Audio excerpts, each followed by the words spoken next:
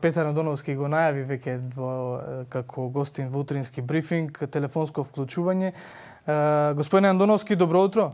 Добро утро, Лапко. Колку убаво звучи ова македонскиот писател Петар Андоновски за својот роман Страф од варвари во издание на Или е добитник на Европската награда за литература. Европската награда за литература.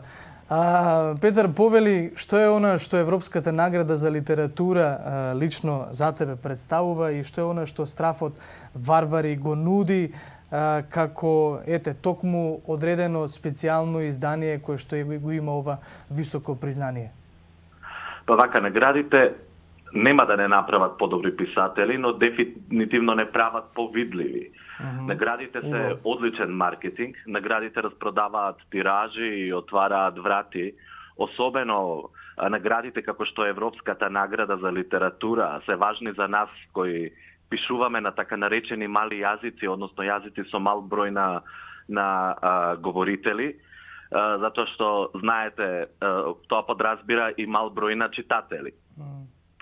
Исто така наградите се и важна референца за странските издавачи. Самата награда, самата европска награда со себе носи голем број на преводи, а за еден автор нема поголем успех од тоа доколку неговата книга допре до што повеќе читатели. Но морам да кажам дека ова награда не ја доживам само како мој личен успех, туку ја доживам како успех за целата македонска книжевност.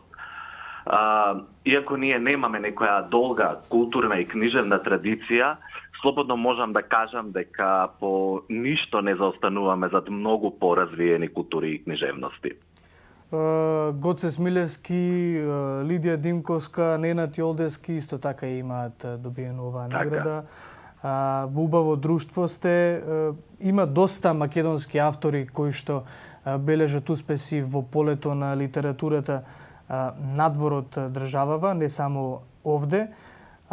Кога зборуваме, особено во време на пандемија и литература, би рекле ли дека токму овој период на карантин, на изолација, на не толку многу социјални контакти и по-смирена глава, може би влијае подобро за еден поет, за еден писател?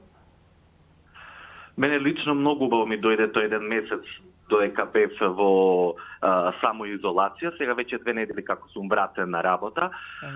Тој месец се трудев максимално да се посветам на новиот роман кој го пишувам, кој треба да излезе во септември ова година.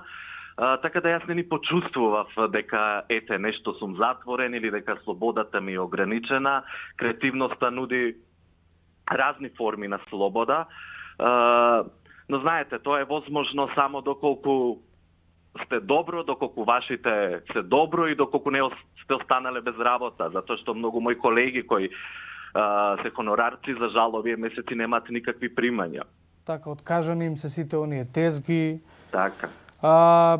Петар Андоновски, кога за крај на овој разговор ми интересира кога ќе се слушнете со вашите колеги исто така во овој период, вашите колеги пишувачи, меѓутоа и оние од Европа и светот за кои што предпоставувам, односно не се сомневам дека контактирате. Таков е вашиот свет. Сум имал прилика да видам малку одблизу што значи да се биде во тој свет. Кои се примарните разговори, кои се примарните идеи и креации во услови на корона и седење пред компјутер? Па пред секој што реков, сите гледаме максимално да си го искористиме ова време, особено ние тука во Македонија, затоа што кај нас да се биде писател, тоа не е професија.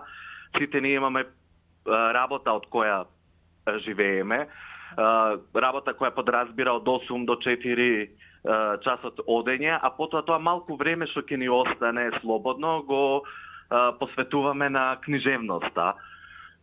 Затоа ова ни дојде некако и супер нас, колку и да звучи нели бизарно за ваква една лоша ситуација во која се најде целиот свет, но сепак некако мислам дека за уметниците, особено од ваквите мали земји со мали пазари, дека најпосле имаа време да се посвета самите на себе си и на сопственото творештво. Да, Петар Андоновски беше тоа, писател, добитник на Европската награда за литература.